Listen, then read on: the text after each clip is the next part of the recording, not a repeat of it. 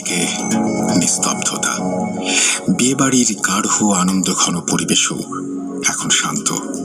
সবাই দিনের ক্লান্তি মিটিয়ে গভীর ঘুমে। কিন্তু হঠাৎই ভাঙচুরের শব্দে পুরো বাড়ি জেগে ওঠে। নবদম্পতির রুম থেকে আসছে চিৎকারের আওয়াজ। সবাই প্রচন্ড অবাক। কি এমন হলো নবদম্পতির মধ্যে যে প্রথমেই তারা এমন ঝগড়া বিবাদে লিপ্ত হলো? আসসালামু আলাইকুম রাসেল ভাই। ভূত.com-এর সকল শ্রোতাদের আমার পক্ষ থেকে সালাম, আদাব, নমস্কার এবং অবশ্যই ভৌতিক শুভেচ্ছা। আমি ইফতি আহমেদ বলছি রাঙামাটির কাপ্তাই থেকে। আমার গ্রামের বাড়ি নোয়াখালী জেলায়। বাবার চাকরির সূত্রে আমরা রাঙামাটির কাপ্তায়ে বড় হয়েছি। গ্রামের বাড়িতে খুবই কম যাওয়া হয় আমাদের। ঈদ, চাঁদ বা অন্য কোনো পারিবারিক অনুষ্ঠান হলেই আমরা শুধু সপরিবারে সেখানে উপস্থিত থাকি। সালটা 2014। আমার মামার একমাত্র বড় ছেলে কিরণ ভাই 2 বছর পর প্রবাস জীবন কাটিয়ে 3 মাসের ছুটি নিয়ে বাংলাদেশে এসেছে। উদ্দেশ্য এবার বিয়ে করে ফেলবেন। যথারীতি আমরা সপরিবারে দাওয়াত পেয়ে গ্রামের বাড়িতে উপস্থিত হই। আমার মামা অনেক জমি জমার মালিক। আমার মায়ের একমাত্র ভাই তিনি। একমাত্র ছেলে হওয়ায় নানা পক্ষ থেকেও পেয়েছেন অনেক সয় সম্পত্তি। তার জমির ওপর করেছেন বিশাল এক দালান বাড়ি। এক ছেলে ও এক মেয়ে নিয়ে সুখী পরিবার। যাই হোক, ঘটনায় আসা যাক।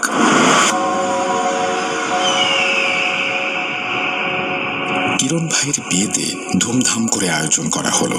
বাড়ি ভর্তি মানুষ, হাসি আনন্দে জমজমাট পরিবেশ। বিয়ে বাড়ি বলে কথা, সারাদিন অতিথিদের আপ্যায়ন, আচার অনুষ্ঠান আর হই হুল্লোড়ে সবাই একেবারে ক্লান্ত। বিয়ের মিষ্টি মুহূর্তগুলো স্মৃতিতে গেঁথে সবাই ধীরে ধীরে শিথিল হতে শুরু করলো। নবদম্পতির জন্য স্নিগ্ধভাবে সাজানো হলো বাসর ঘর। মশারির গায়ে ফুলের মালা, বিছানায় গড়াগড়ি করছে লাল গোলাপের পাপড়ি। অভিভাবকদের হাসি মুখ আর আত্মীয়দের ঠাট্টা মশকরা উপেক্ষা করে নতুন বরকনে ঘরে প্রবেশ করল। দরজা বন্ধ। বাইরে বাড়ির সবাই এত ক্লান্ত যে যার যার মতো বিছানায় গা এলিয়ে দিয়ে ঘুমিয়ে পড়ল। কিন্তু কে জানতো এই রাতটা এ বাড়ির জন্য একেবারে অন্যরকম কিছু হবে। রাত প্রায় 3টা। সারা বাড়ি গভীর নিস্তব্ধতায় ঢাকা। বিয়ে বাড়ির ক্লান্তি যেন পুরো বাড়ির ঘুমকে আরো গভীর করে তুলেছে। আমি যে রুমে ঘুমাচ্ছি সেখানে আমার ছোট ভাই আর মামাতো বোনের স্বামীও রয়েছেন। তারা দুজন নাক ডেকে ঘুমাচ্ছেন, যেন দিনের সমস্ত ক্লান্তি মুছে ফেলার প্রতিযোগিতা করছেন তারা। আমি তখনও জেগে ফোনে চুপচাপ কথা বলছিলাম। কথা এমন কিছু গুরুত্বপূর্ণ নয়, তবে ঘুম আসছিল না বলেই হয়তো নিজেকে ব্যস্ত রাখার চেষ্টা করছিলাম। হঠাৎই বাড়ির নিস্তব্ধতায় ছেদ পড়ল। দূর থেকে ভেসে এলো চেঁচামেচি আর ভাঙচুরের শব্দ। শব্দটা এতই তীক্ষ্ণ আর অস্বাভাবিক যে আমার গা ছমছম করে উঠল। প্রথমে ভেবেছিলাম হয়তো স্বপ্ন দেখছি, কিন্তু শব্দটা ক্রমশ বাড়তে লাগলো আর মনে হলো যেন সেটা কাছাকাছি ঘর থেকে আসছে। আমি থমকে গেলাম। ফোনের স্ক্রিনের আলো যেন আরো উজ্জ্বল লাগছিল সেই মুহূর্তে। আশেপাশে তাকালাম। ওরা দুজন তখনও গভীর ঘুমে, কিন্তু শব্দটা যেন পুরো বাড়িতে প্রতিধ্বনিত হয়ে ছড়িয়ে পড়ছে। ভেতরে কেমন একটা অদ্ভুত অস্বস্তি আর ভয় কাজ করতে শুরু করলো। কি হচ্ছে? এমন কিছু ঘটছে যা স্বাভাবিক নয়। তড়িঘড়ি করে বিছানা ছেড়ে বেরিয়ে পড়লাম। ছুটে চলে গেলাম ডাইনিং রুমে, যেখান থেকে পুরো বাড়ির সব রুমের দরজা দেখা যায়। চেঁচামেচি আর ভাঙচুরের আওয়াজ স্পষ্ট হয়ে উঠল, আর দেখলাম সবকিছু হচ্ছে নবদম্পতির রুম থেকে। মনটা কেমন খটকা খেলো। বিয়ে বাড়ির রাত, যেখানে সবাই ভেবেছিল নবদম্পতি তাদের জীবনের সবচেয়ে মধুর সময়টা কাটাবে, সেখানে এমন ঝগড়া। তার উপর শব্দগুলো এত তীব্র আর অস্বাভাবিক যে মনে হলো পুরো ঘরটাই যেন ভেঙে ফেলবে। একটু একটু করে অন্য রুমগুলো থেকেও সবাই বেরোতে শুরু করলো। ধীরে ধীরে বাড়ির এক একটা লাইট জ্বলে উঠতে লাগলো। ক্লান্ত মুখ আর অস্বস্তির ছাপ নিয়ে সবাই একত্রিত হলো। কিন্তু আশ্চর্যের বিষয়, বাসর ঘরের দরজা বন্ধ আর ভেতরে আলো তখনও নেভানো। আওয়াজ তবুও থামছে না। সবাই হতবাক। এত রাতে এমন ঘটনা, কেউ কিছু বুঝে উঠতে পারছে না কি হচ্ছে ওই ঘরের ভেতর। লজ্জায় কেউই নবদম্পতির রুমের দরজায় নক করার সাহস পাচ্ছিল না। সবাই মনে মনে ভাবছে নতুন সংসার, হয়তো ছোটখাটো কিছু নিয়ে ঝগড়া হয়েছে। কিন্তু সময় যত গড়াচ্ছিল ঝগড়ার আওয়াজ ততই তীব্র হচ্ছিল। ভাঙচুরের শব্দ আর চিৎকারে পুরো বাড়ির পরিবেশ ভারী হয়ে উঠছিল। শেষমেশ আর সহ্য করতে না পেরে আমি আমার ছোট বোন দুজনে মিলে দরজায় ধীরে ধীরে নক করলাম। ভেতর থেকে কোনো উত্তর নেই, কিন্তু ঝগড়া থামারও কোনো লক্ষণ নেই। আমরা আবার নক করলাম, এবার একটু জোরে। তবুও ভেতরে যা চলছিল তা চলতেই থাকলো। এভাবে অপেক্ষা করতে করতে সময় গড়ালো। ফজরের আজান ভেসে এলো দূর থেকে। আজানের শব্দের সঙ্গে সঙ্গে অদ্ভুতভাবে সব শান্ত হয়ে গেল। ভেতর থেকে আর কোনো আওয়াজ শোনা যাচ্ছিল না। আমরা সবাই একে অপরের মুখের দিকে তাকিয়ে রইলাম, চুপচাপ, বিভ্রান্ত। এমন কি হলো? এত বড় ঝগড়ার পর এখন হঠাৎ এমন নীরবতা কেন? কেউ কিছু বলতে পারছিল না, শুধু মাথায় নানা প্রশ্ন ঘুরতে লাগলো। ফজরের আজানের পর সবাই নামাজ পড়ে যার যার মতো ঘুমিয়ে পড়ল। তবে বাড়ির মহিলারা আর বিশ্রামের সময় পেল না। তারা ব্যস্ত হয়ে পড়ল সকালবেলার নাস্তা তৈরির কাজে। রান্নাঘরে তেলের কড়া শব্দ আর খাবারের গন্ধ ছড়িয়ে পড়তে শুরু করলো বাড়ির আঙিনা জুড়ে। যেন রাতের অস্বাভাবিক ঘটনাকে পেছনে ফেলে স্বাভাবিক জীবনে ফিরে আসার চেষ্টা চলছে। এ বাড়ির পুরনো রীতি, সবাই একসঙ্গে বসে খাওয়া দাওয়া আর নাস্তা করে। সকাল 8টা বাজতেই বাড়ির সবাই একে একে ঘুম থেকে উঠে নাস্তার টেবিলে জড়ো হলো। সবার চোখে মুখে রাতের ঘটনার এক চাপা কৌতূহল। এরই মধ্যেই এসে হাজির হলো নতুন বউ জামাই। তাদের দেখে মনে হলো যেন কিছুই হয়নি। হাসি মুখে দুজন পাশাপাশি বসে নাস্তার টেবিলে যোগ দিল। সবাই একে অপরের দিকে তাকিয়ে থাকে, কিন্তু কেউ মুখ ফুটে কোনো কিছু বলার সাহস পায় না। চারপাশের অস্বস্তি যেন টেবিলের প্রতিটি চামচ, কাঁটা চামচের আওয়াজে প্রতিধ্বনিত হলো। নতুন দম্পতি এমনভাবে মিষ্টি ভান করছিল যেন রাতে কোনো ঝগড়ার অস্তিত্বই ছিল না। নাস্তা চলতে থাকে, কেউ কিছু বলে না, সবাই চুপচাপ খাবারে মন দেয়। তবে মনে মনে সকলেই ভাবছে গত রাতে যা হলো তারপরেও এভাবে স্বাভাবিক হওয়া কি সম্ভব, নাকি তারা সবাইকে কিছু লুকাচ্ছে। মামা মামি আর আমার বাবা মায়ের মুখে তখন স্পষ্ট রাগান্বিত ভাব। সবাই চুপচাপ থাকলেও চোখে মুখে অসন্তোষের ছাপ স্পষ্ট।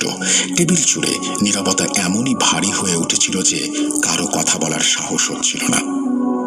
হঠাৎ নীরবতা ভেঙে আমার মামাতো বোন বলে উঠল, তোদের রাতে কি হয়েছিল? ভাইয়া, তুই তো খুব শান্ত স্বভাবের মানুষ, এত ঝগড়া করছিলি কেন? তাও আবার বিয়ের প্রথম রাতে। এই কথা শোনার সঙ্গে সঙ্গেই যেন কিরণ ভাই আর নতুন বউয়ের মাথায় আকাশ ভেঙে পড়ল। মুখের ভাব দেখে মনে হলো যেন মাটির নিচে লুকিয়ে পড়তে চায়। চোখ বড় বড় করে তারা একে অপরের দিকে তাকালো। কিরণ ভাই অবাক হয়ে বলল, ক্লান্ত ছিলাম, তোর ভাবির সাথে ঠিক মতো গল্পও করতে পারেনি, আর তুই বলছিস ঝগড়া? বাবা মার সামনে এসব কি বাজে দুষ্টুমি করছিস? তার গলায় অস্বস্তি আর হালকা রাগ স্পষ্ট। পাশ থেকে ভাবিও একটু বিব্রত হাসি দেওয়ার চেষ্টা করলো। টেবিলের অন্য সবাই ততক্ষণে গভীরভাবে তাদের দিকে তাকিয়ে আছে, যেন বোঝার চেষ্টা করছে এটা কি সত্যিই কোনো ভুল বোঝাবুঝি নাকি লুকোনো হচ্ছে। তারা দুজন কি চেষ্টা করছে সবাইকে মিথ্যা প্রমাণ করার? নবদম্পতির হাস্যোজ্জ্বল মুখের পেছনে সেদিন একেবারে স্বাভাবিক থাকলো সবকিছু, যেন কিছুই হয়নি। কেউ কিছু বলল না, আর সবাই নিজেদের কাজে ব্যস্ত হয়ে পড়ল। কেউ রান্নাঘরে, কেউ বসে টিভি দেখছে, আবার কেউ ফোনে ব্যস্ত। সবাই যেন একটা অদ্ভুত নীরবতার মধ্যে হারিয়ে গিয়েছিল। কিন্তু রাতে আবার ফিরে এলো সেই অদ্ভুত ঘটনা। গভীর রাত, একেবারে শান্ত পরিবেশে হঠাৎই ভাঙচুরের আওয়াজ। আগের মতোই, তবুও কিছুটা যেন আলাদা ছিল। এবার মনে হচ্ছিল দুজনের মধ্যে এক তৃতীয় ব্যক্তির গলার আওয়াজও ভেসে আসছে। গড় গড় আওয়াজ, যেন কেউ একটানা কষে কোনো কিছু তছনছ করছে। ভাঙচুরের শব্দ তীব্র হয়ে উঠল, তবে এবার ভেতরের আওয়াজে কিছু অচেনা ছিল। সেই ঝগড়ার আওয়াজ আগের মতোই থামল না, যেন পুরো বাড়ি গুঞ্জরিত। ঘর আর বাতাসে অদ্ভুত এক অনুভূতি ছড়িয়ে পড়ল, আর সেই ঝগড়া চলতেই থাকলো, চলতেই থাকলো ফজর নামাজের আগ পর্যন্ত। এমনকি আমরা বুঝতে পারছিলাম না এটা কি মানুষের ঝগড়া নাকি অদ্ভুত কিছু ঘটছে ভেতরে, যা আমাদের ধারণার বাইরে। পরের দিন নাস্তার টেবিলে সবাই একে একে কিরণ ভাই আর নতুন বউকে প্রশ্ন করতে শুরু করলো, তোদের সমস্যা কি বলতো, কোথায় সমস্যা? যেন পুরো বাড়ি এখন তাদের মুখের দিকে তাকিয়ে অতিরিক্ত উত্তেজনা আর কৌতূহল নিয়ে তাদের উত্তর শোনার জন্য অধীর। কিন্তু কিরণ ভাই আর তার বউ কিছু বলল না, বরং কিরণ ভাই আচমকা প্রচুর রাগান্বিত হয়ে নাস্তার টেবিল থেকে উঠে দাঁড়িয়ে চলে গেল। সবার মুখে এক ধরনের অবাক অবিশ্বাসের ছাপ। কেউ কিছু বুঝতে পারছিল না, আবার কেউ মনে মনে ভাবছিল এখনো কি আমরা মিথ্যা বলছি নাকি সত্যি কিছু ঘটেছে। সবাই কি যোগ করছে? কিরণ ভাই উত্তেজনায় এমন ভাবে বলল যেন মনে হচ্ছিল পুরো বাড়ির সবাই একযোগে তার বিরুদ্ধে ষড়যন্ত্র করছে। তবে এই আচরণে বাড়ির সবাই আরো সন্দেহের মধ্যে পড়ে গেল। কিছু একটা গন্ডগোল তো অবশ্যই ঘটছে, কিন্তু তা ঠিক কি কেউ জানে না। কিরণ ভাই আমাকে, আমার বড় ভাই এবং মামাতো বোনের জামাইকে ছাদে ডেকে পাঠালেন। ছাদে ওঠার পর কিরণ ভাই সত্যিই জানতে চাইলেন আমরা কি আসলেই কোনো আওয়াজ তাদের রুম থেকে শুনতে পেয়েছি কিনা। আমরা একে একে আমাদের অভিজ্ঞতার কথা বলতে শুরু করলাম। ঝগড়া এবং ভাঙচুরের আওয়াজ শোনা গিয়েছিল তা জানি আমরা কিরণ ভাইকে বললাম। আমাদের কথাগুলো শোনার পর কিরণ ভাইয়ের মাথায় যেন আকাশ ভেঙে পড়ল। তিনি আমাদের বোঝানোর চেষ্টা করছিলেন নতুন দম্পতির মধ্যে প্রথম রাতেই ঝগড়া হবে কেন। আমরা উপস্থিত সবাই বুঝতে পারছিলাম এবং বিশ্বাস করছিলাম কিরণ ভাই সত্যিই এমন কোনো কাণ্ড করেনি। তবে আমাদের মধ্যে তখন ভয় ঢুকে গিয়েছিল। আমাদের সামনে এক ধরনের অস্বস্তিকর পরিবেশ তৈরি হচ্ছিল। এটা কোনো সাধারণ সমস্যা নাকি এর মধ্যে কিছু অদ্ভুত কিছু লুকানো ছিল? কেন এমন ঘটনাগুলো ঘটছে? এরপর পুরো ব্যাপারটা মামা মামিকে জানানো হলো। তারা শুনে বেশ চিন্তিত হয়ে পড়লেন, কারণ এমন অস্বাভাবিক ঘটনা তাদের কাছে খুবই অদ্ভুত মনে হচ্ছিল।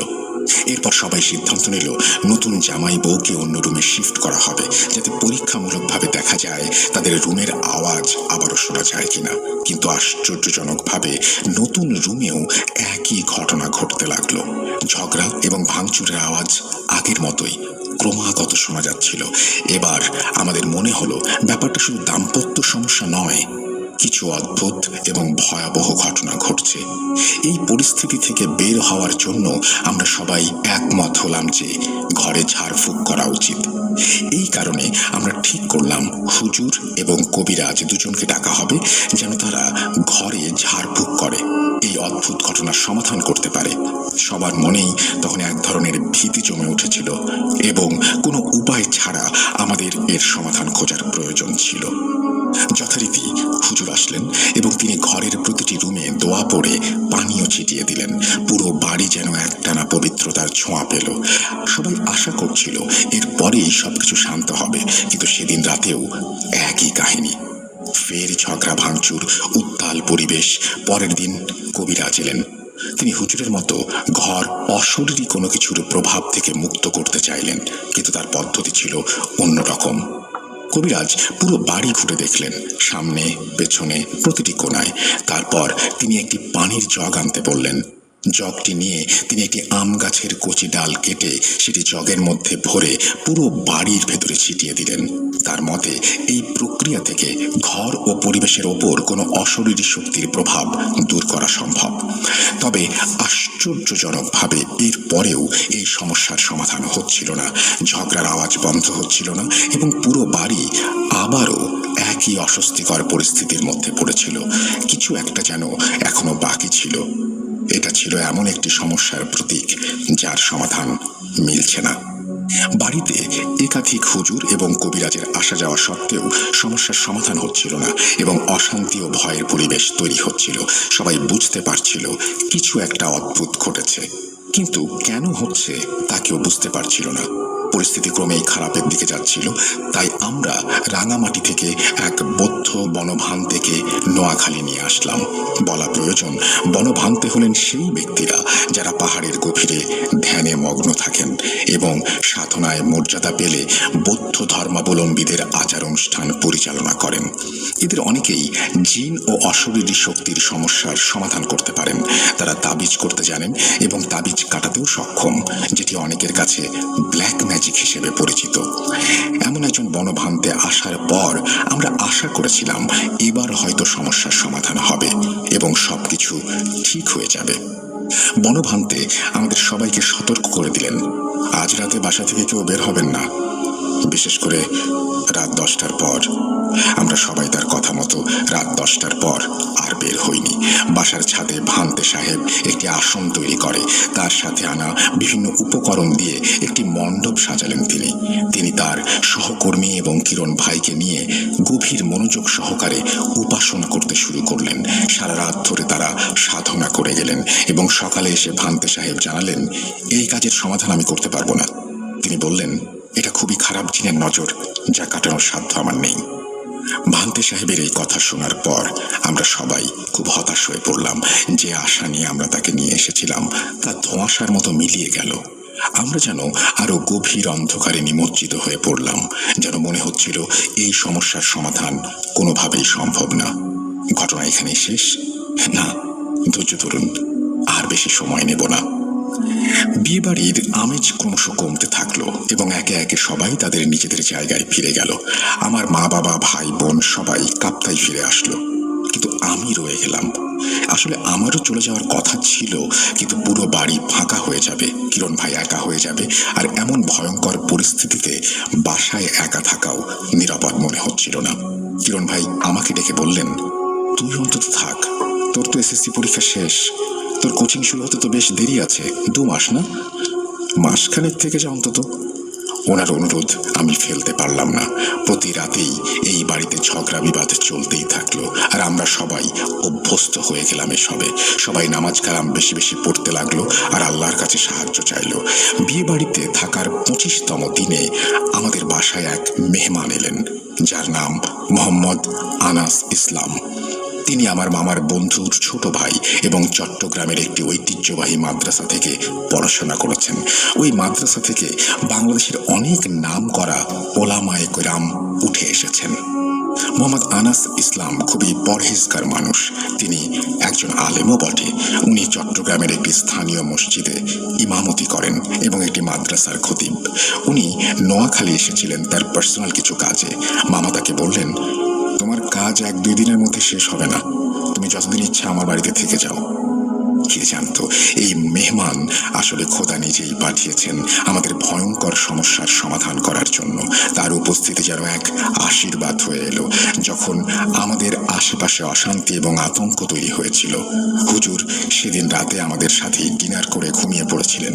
মাঝরাতে তাহাজ্জুদের নামাজ আদায় করার জন্য বিছানা থেকে উঠে উনি উজু করতে চান। হঠাৎ শুনতে পান সেই চিরচেনা ঝগড়া বিবাদ মিশ্রিত আওয়াজ, যেটা আমরা সবাই অভ্যস্ত হয়ে গিয়েছি। কিন্তু মোহাম্মদ আনাস ইসলাম সাহেব একটু ভড়কে গিয়েছিলেন। তিনি চিন্তা করলেন, চিৎকার চেঁচামেচির মধ্যে তিনি তাহাজ্জুদের নামাজ পড়তে পারবেন না। তাই তিনি উজু না করে ফিরে এসে বিছানায় শুয়ে ফজরের নামাজের জন্য অপেক্ষা করতে লাগলেন। ফজরের নামাজের পর যথারীতি নাস্তার টেবিলে বসে নাস্তা করতে করতে উনি লজ্জা নিয়ে বললেন, গত রাতে এমন চিৎকার চেঁচামেচির আওয়াজ কেন হচ্ছিল? তখন বাবা মন খারাপ করে সমস্ত ঘটনার বিবরণ দিলেন ওনাকে। তখন আনাস সাহেব একটু মুচকি হাসি দিয়ে বাবাকে বললেন, সমস্যা যেখানে আছে সমাধানও সেখানে আছে। ইনশাল্লাহ আমি চেষ্টা করব যদি কোনো সমাধান করতে পারি। বাবার মুখে এক মুহূর্তের জন্য আশ্বস্ততার ভাব দেখলাম না। স্বাভাবিকই ছিল, কারণ তিনি আগেই অনেক টাকা পয়সা খরচ করেছেন এই সমস্যার সমাধান করার জন্য, কিন্তু কিছুই কাজে আসেনি। আনাস সাহেব সেদিন দুপুরে খেতে বসে বাবাকে বললেন, আজ রাতে বাসায় কোনো মাছ মাংস বা ডিম জাতীয় খাবার, অর্থাৎ আমিষ জাতীয় কোনো খাবার যেন রান্না করা না হয়। খাওয়া দাওয়া শেষ করার পর হুজুর আমাকে সঙ্গে নিয়ে বাজারে গেলেন। বাজার থেকে উনি কিছু জিনিসপত্র কিনলেন, কিন্তু আমাকে আড়ালে রেখে। তারপর আমরা বাসায় ফিরে আসলাম। হুজুর বাসার সবাইকে বললেন, ইশার নামাজের পর সবাই যেন তার বাড়ি ফেরার জন্য অপেক্ষা করেন। মাগরিবের নামাজের পর হুজুর কোথায় যেন চলে গেলেন। তারপর ফিরে এলেন রাত 10টায়। সবার সাথে রাতের খাবার গ্রহণ করার পর হুজুর সবাইকে ডাইনিং রুমে নিয়ে এসে একটি পাটি বিছিয়ে সবাইকে বসালেন। তারপর তিনি কোরআন শরীফ হাতে নিয়ে বাজার থেকে আনা জিনিসপত্রগুলো বের করলেন। জিনিসগুলো খুবই সাধারণ ছিল, লোহার সীসা, লবঙ্গ, এলাচ, কিছু মিক্স করা গুঁড়ো মশলা আর কিছু ছোটখাটো জিনিস। মামা চিন্তা করলেন, দেখা যাক কি হয়। হুজুর একটি পাত্রে পানি রেখে সেই পানিতে বাজার থেকে আনা লোহার সীসা এবং মশলাগুলো রাখলেন। তারপর বিসমিল্লাহ বলে বিড়বিড় করে কিছু সূরা পড়তে লাগলেন। প্রায় 10 মিনিট ধরে সূরা পড়তে পড়তে ডান হাতের শাহাদাত আঙুল দিয়ে পানির পাত্রে রাখা উপকরণগুলো মেশাতে লাগলেন। সূরা পড়া বন্ধ করে হঠাৎ শাহাদাত আঙুল দিয়ে গোল একটি বৃত্ত আনালেন এবং সেই বৃত্তের ভেতরে আমরা সবাই বসেছিলাম। পাত্রে রাখা পানি দিয়ে সেই বৃত্ত আঁকলেন তিনি। তারপর তিনি সবাইকে ওনার সাথে মিলিয়ে কিছু সূরা পড়তে বললেন। উনি আগেই বলে দিয়েছিলেন, এখানে যারা বসে আছেন তাদের মধ্যে কেউ একজন কিছু অস্বাভাবিক ঘটনা ঘটাতে পারে, ঘরের মধ্যে যে কোনো কিছু হতে পারে, আমরা যেন কেউ না ঘাবড়াই। এরপর সবাইকে বললেন সবাই তাদের মোবাইল ফোনগুলো যেন বন্ধ রাখে, ইনশাল্লাহ কারো কিছু হবে না। হঠাৎ করেই হুজুরের কণ্ঠ উচ্চ স্বরে উঠে গেল। তিনি সূরা পড়তে শুরু করলেন এমন জোরে যে ঘরের দেয়ালগুলোতে সেই আওয়াজ প্রতিধ্বনিত হচ্ছিল। মনে হচ্ছিল পুরো ঘর যেন কাঁপতে শুরু করেছে। বাড়ির সমস্ত জানালা একে একে নিজে নিজে খুলে গেল, আর জানালার কাঁচগুলো বিকট শব্দ করে বারবার ফ্রেমের সাথে ধাক্কা খাচ্ছিল। বাইরে হঠাৎ করেই তীব্র শোঁ শোঁ শব্দে বাতাস বইতে শুরু করলো। আমরা সবাই ভয়ে জমে গিয়েছিলাম। কেউ একটি শব্দ করারও সাহস পাচ্ছিলাম না। হঠাৎ করে পুরো বাড়ির ইলেকট্রিসিটি চলে গেল। চারিদিকে নেমে এলো অদ্ভুত শুনশান নীরবতা। ঘরের ভেতর অন্ধকার, আর সেই অন্ধকার যেন আমাদের চারপাশ থেকে চেপে ধরছিল। ঠিক তখনই আমাদের অবাক করে দিয়ে বৃত্তের ভেতরে বসে থাকা আমাদের একজন হঠাৎ করে তীব্র চিৎকার দিয়ে উঠল, আর কণ্ঠস্বর তার বদলে গিয়েছিল। সেটা কোনো মানুষের স্বাভাবিক কণ্ঠস্বরের মতন শোনাচ্ছিল না। সেই রাগী কর্কশ কণ্ঠে সে বলতে লাগলো, আমাকে কেন ডেকেছিস? জানিস না কেউ কিছু করতে পারেনি আমার। তুই এক কম বয়সী ছোকরা কি বা করতে পারবি? আমাকে যেতে দে, যেতে দে আমাকে। তার চোখ জ্বলে উঠেছিল, হাত পা কাঁপছিল, আর পুরো শরীর দিয়ে ভীষণ শক্তি প্রদর্শন করছিল। আমাদের তখন মনে হচ্ছিল কোনো দুঃস্বপ্নের মধ্যে আমরা আছি। হুজুর কিন্তু চুপ ছিলেন না। তিনি আরো জোরে সূরা পড়তে লাগলেন। তার কণ্ঠে যেন কোনো ভয় ছিল না। আমাদের সবার চোখ তখন সেই মানুষটির দিকে যাকে আমরা এতদিন ধরে চিনতাম, কিন্তু সেই মুহূর্তে তিনি আর আগের মতো ছিলেন না। কি আন্দাজ করতে পারছেন কার শরীরে ভর করেছিল সেই জিন? কার শরীর ব্যবহার করে কথা বলছিল সে? আমরা সবাই বুঝতে পেরেছিলাম ঘটনাগুলোর কেন্দ্রবিন্দু আসলে আমাদের ঘরের নতুন বউ মৌমিতা ভাবি। হুজুর আর মৌমিতা ভাবির শরীরে থাকা জিনের কথোপকথনে জানা গেল সেই জিনটির নাম হামিম। শুধু হামিম নয়, আরো দুজন জিন বহু বছর ধরে মৌমিতা ভাবির সঙ্গে রয়েছে। যদিও তারা সরাসরি বড় কোনো ক্ষতি করেনি, তবে মৌমিতা তাদের গভীর আকর্ষণের কেন্দ্রবিন্দু হয়েছিল। জিনরা নিজেদের মধ্যে অদ্ভুত প্রতিজ্ঞা করেছিল। তারা জানত মৌমিতা মানুষ আর তারা জিন। বিবাহিত সম্পর্ক গড়ে তোলা তাদের পক্ষে অসম্ভব, কিন্তু সিদ্ধান্ত নিয়েছিল মৌমিতা যেখানে বিয়ে করবে সেখানেই তাকে শান্তিতে সংসার করতে দেবে না। এই কারণেই তারা প্রতিদিন এমন অদ্ভুত ঘটনা ঘটাচ্ছিল যাতে সবাই বাধ্য হয়ে ভাইয়া আর মৌমিতার সম্পর্ক ভেঙে দেয়। হুজুর প্রশ্ন করলেন, তোমরা মৌমিতাকে প্রথম কোথায় দেখেছিলে? তখন মৌমিতার শরীরে থাকা জিনটি জানালো, বহু বছর আগে তারা তিনজনে একটি কবরস্থানের সামনে দাঁড়িয়েছিল। মৌমিতা তখন 6 বছরের ছোট্ট মেয়ে। প্রতিদিন স্কুল থেকে ফেরার পথে সে সেই কবরস্থান পেরিয়ে যেত। সেদিনই তারা তাকে প্রথম দেখে। সেই থেকে তার প্রতি গভীর আকর্ষণ শুরু হয়। এরপর দীর্ঘ কথোপকথনের মাধ্যমে হুজুর বুঝতে পারলেন জিনেরা স্বেচ্ছায় মৌমিতার শরীর ত্যাগ করবে না। অনেক বোঝানোর পরও তারা এক কথায় জানালো, আমরা তাকে ছাড়বো না। তখন হুজুর তাদের উদ্দেশ্যে কঠোরভাবে বললেন, তোমরা যদি এই মেয়েকে মুক্ত না করো তাহলে আমি তোমাদের ধ্বংস করতে বাধ্য হব। তাদের প্রতিক্রিয়া ছিল একই, আপনার যা খুশি করেন, কিন্তু আমরা তাকে ছাড়ব না। এরপর হুজুর কিছু বিশেষ সূরা পাঠ করতে শুরু করলেন। তিনি নিজের ডান হাতে ফুঁ দিয়ে সেই শক্তি কেন্দ্রীভূত করলেন। মৌমিতার শরীরে থাকা 3টি জিনকে একত্র করলেন। এরপর শেষবারের মতো প্রশ্ন করলেন, তোমরা কি সসম্মানে চলে যেতে চাও নাকি তোমাদের মৃত্যু চাও? তাদের উত্তর ছিল, আমরা মরতেও রাজি, কিন্তু মৌমিতাকে ছাড়ব না। এবার হুজুর দ্রুত নিজের কাছে থাকা একটি টর্চ লাইট থেকে আলো জ্বালালেন। তিনি শক্ত কণ্ঠে আল্লাহু আকবার বলে মৌমিতার গলায় তার ডান হাত চালালেন, ঠিক যেমন করে আমরা গবাদি পশু কুরবানি করি। এরপরই এক ভয়াবহ দৃশ্য দেখা গেল। মৌমিতা ভাবি পশুর মতো অদ্ভুত আওয়াজ করতে লাগলেন। তার শরীর কাঁপছিল, আর সে ছটফট করছিল। আমরা সবাই হতভম্ব হয়ে তাকিয়েছিলাম। কিছুক্ষণ এইভাবে চলার পর মৌমিতা নিস্তেজ হয়ে গেল। ঘর জুড়ে তখন এক অদ্ভুত নীরবতা। হুজুর কিছুক্ষণ ধরে সূরা পাঠ করতে করতে মৌমিতার মাথায় হাত রাখলেন। এরপর শান্ত গলায় বললেন, ভয় পাওয়ার কিছু নেই, এই মেয়ে এখন মুক্ত। আলহামদুলিল্লাহ। আমরা সবাই যেন দীর্ঘদিনের একটি বোঝা থেকে মুক্ত হলাম। আল্লাহ রহমতে সেই রাতে আমাদের বাড়ি থেকে চিরতরে অশুভ শক্তির বিদায় ঘটল। সেই রাতের ভয়াবহতার পর আমাদের পরিবারে যেন শান্তি ফিরে এলো। আল্লাহ রহমতে মৌমিতা ভাবি সম্পূর্ণ সুস্থ হয়ে উঠলেন। ঘরের সবাই হুজুরের প্রতি গভীর শ্রদ্ধা ও কৃতজ্ঞতা প্রকাশ করলেন। আমার বাবা বিশেষভাবে ওনাকে ধন্যবাদ জানিয়ে বললেন, আমাদের পরিবারকে আপনি এক এমন বিপদ থেকে মুক্তি দিলেন যার জন্য আমরা কোনো আশা দেখতে পাচ্ছিলাম না। আপনার জন্য আজ থেকে আমাদের ঘরে শান্তি এসেছে। আল্লাহ আপনার মঙ্গল করুন। হুজুর সবকিছু শুনে বিনীতভাবে হাসলেন এবং বললেন, আল্লাহ সবকিছু করেন, আমি শুধু তার আদেশ পালন করেছি। এরপর 2 দিন উনি আমাদের বাড়িতে ছিলেন। এই সময় হুজুর আমাদের ধর্মীয় কিছু বিষয়ে শিক্ষা দিলেন এবং বললেন, ঘরে সবসময় কোরআন তেলাওয়াত চালু রাখতে হবে, আল্লাহর নাম স্মরণ করতে হবে, তাহলে শয়তানি শক্তি আপনাদের ঘর থেকে দূরে থাকবে। শেষ দিনে আমরা সবাই মিলে হুজুরকে বিদায় জানাতে বাইরে এলাম। তিনি আমাদের সবার দিকে মমতা ভরা দৃষ্টিতে তাকিয়ে বললেন, আপনারা আল্লাহর উপর আস্থা রাখবেন, যে কোনো বিপদে ধৈর্য ধরবেন, ইনশাল্লাহ সব সমস্যার সমাধান হবে। আমাদের পরিবারের জন্য উনি আশীর্বাদ হয়ে এসেছিলেন। ধীরে ধীরে ওনার চলে যাওয়ার সময় হলো।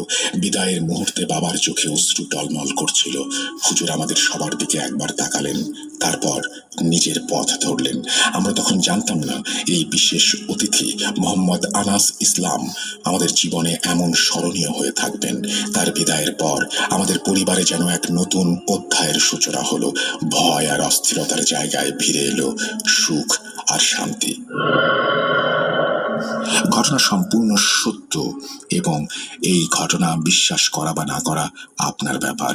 উৎসাহ পেলে আরো ঘটনা শেয়ার করব। সবাই ভালো থাকবেন। আসসালামু আলাইকুম।